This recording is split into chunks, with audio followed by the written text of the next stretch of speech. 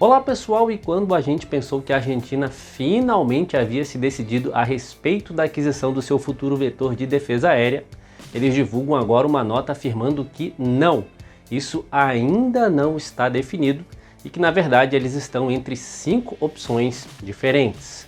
Bom, para quem não sabe, a gente até viu aqui semana passada que a Argentina teria solicitado a alocação de 664 milhões de dólares para a aquisição de 12 unidades do caça sino-paquistanês, ou seja, chinês e paquistanês JF-17.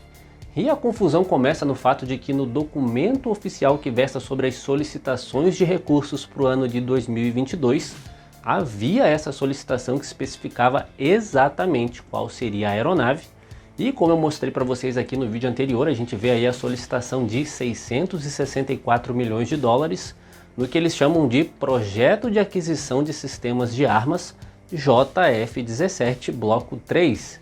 E isso não é invenção, não é fake, tá pessoal? Isso realmente faz parte de um documento oficial. E, inclusive, se a gente der uma olhada aí em outros itens aí dessa publicação, vocês vão ver que existe a solicitação de recursos para outros itens militares, como esse item aí que diz veículos blindados a rodas, e esse outro item que prevê a aquisição de helicópteros de resgate.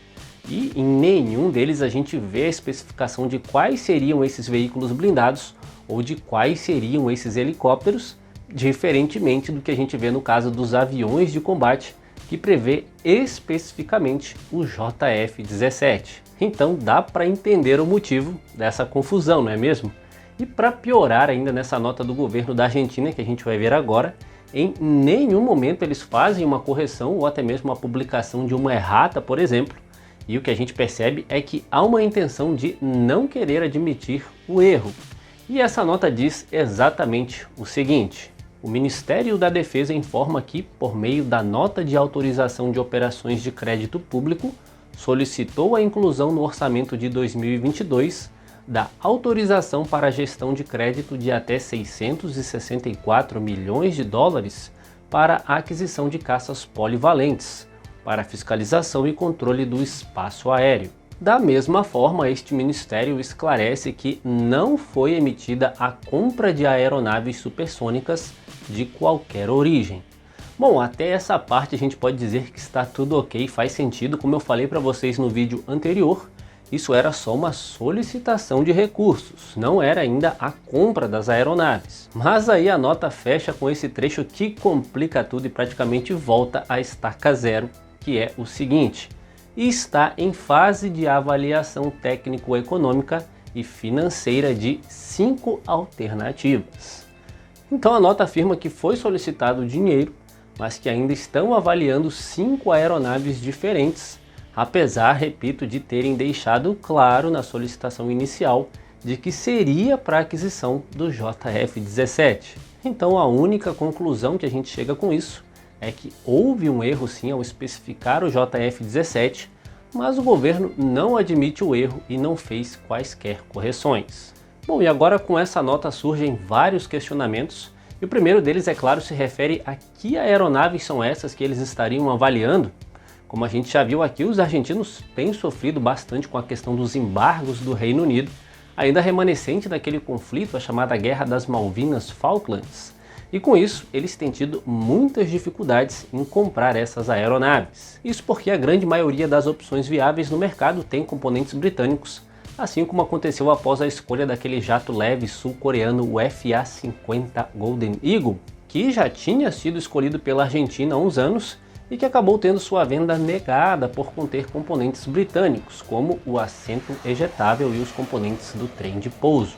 E aí os argentinos permaneceram na sua busca e depois disso eles passaram a se concentrar mais em aeronaves russas e chinesas, e até no caça leve indiano Tejas, justamente por tentar fugir desse problema dos embargos. E como a gente já viu aqui, os russos vêm oferecendo aeronaves desde o pequeno Yak-130 até os caças MiG-29M e Su-30.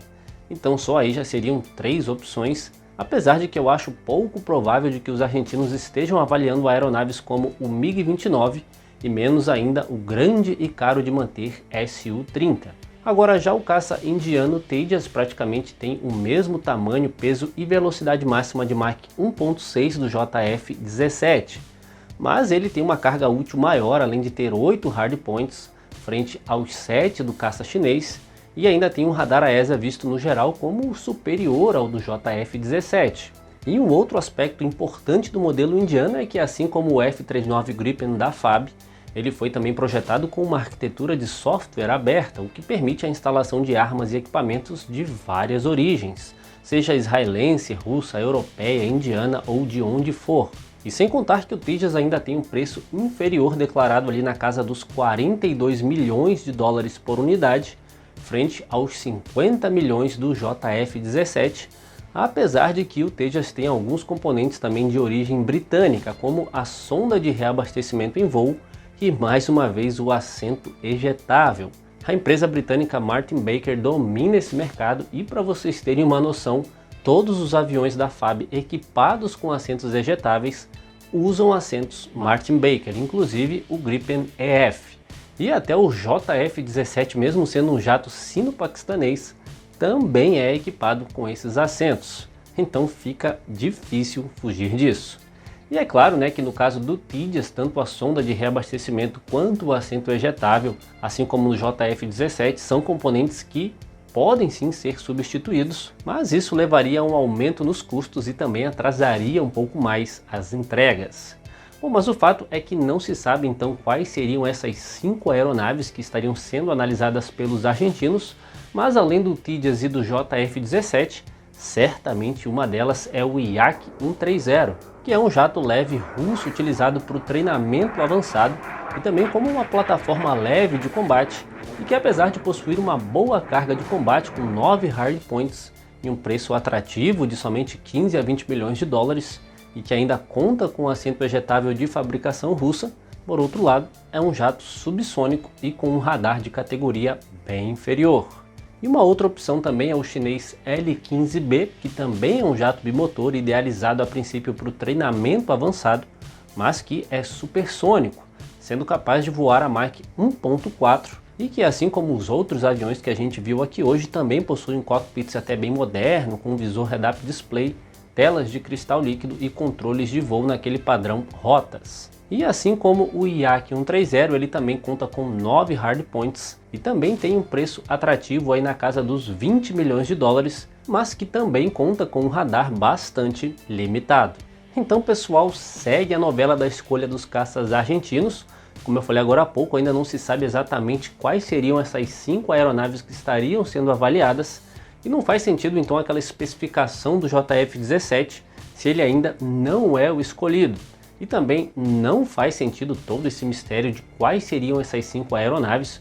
Como a gente vê no mundo inteiro, as forças aéreas sempre divulgam abertamente as aeronaves que elas estão avaliando, e esse mistério todo combina mais com russos e chineses. E os argentinos parece que estão indo agora aí pela mesma linha de ação. Bom, pessoal, por hoje era isso, espero que tenham gostado. Vamos ficar de olho aí nas novidades envolvendo esse caso, e qualquer coisa a gente divulga por aqui.